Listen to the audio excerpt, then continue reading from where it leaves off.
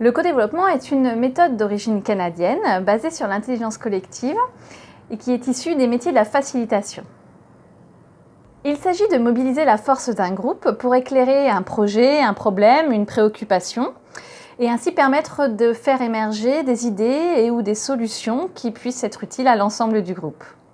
C'est une approche très pragmatique qui s'appuie sur l'expérience plutôt que le savoir et qui s'instaure dans un espace lieu et temps dédié qui est favorable à la prise de recul et à l'ouverture. Alors, les bénéfices du co-développement sont nombreux. Les voici. Améliorer les pratiques professionnelles et contribuer à l'amélioration de celles des autres. Trouver des solutions, identifier des pistes d'action nouvelles.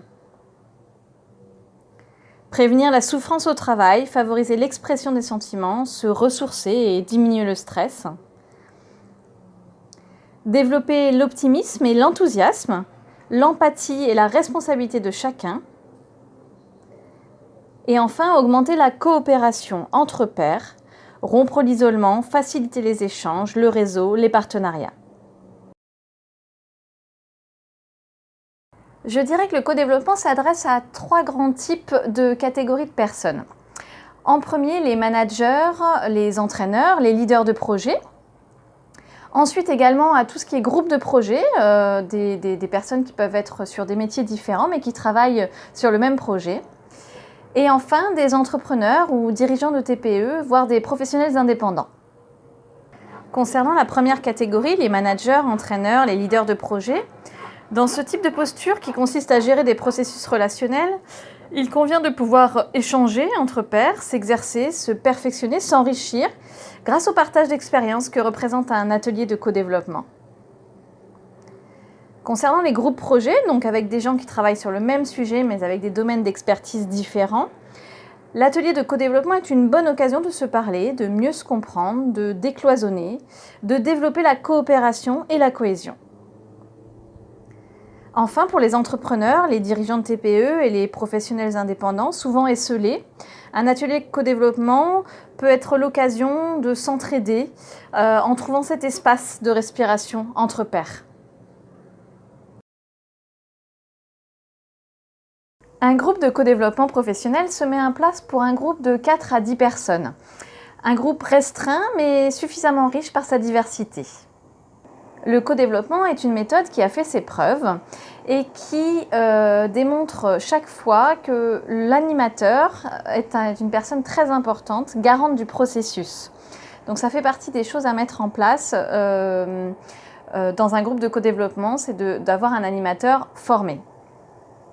Ensuite, le cadre, bien sûr, est très important également. Le co-développement professionnel s'appuie sur une règle ABC, authenticité, bienveillance et confidentialité. Le co-développement, c'est aussi une intention dans la richesse de la diversité plutôt que dans le consensus. Enfin, un des moyens les plus importants pour un atelier de co-développement réussi, c'est le temps. Le temps pour des échanges approfondis, du temps aussi pour un rythme de séance régulier avec l'ensemble des membres du groupe. En effet, l'idéal est d'avoir autant d'ateliers qu'il y a de participants dans le groupe, ce qui constitue un cycle de co-développement.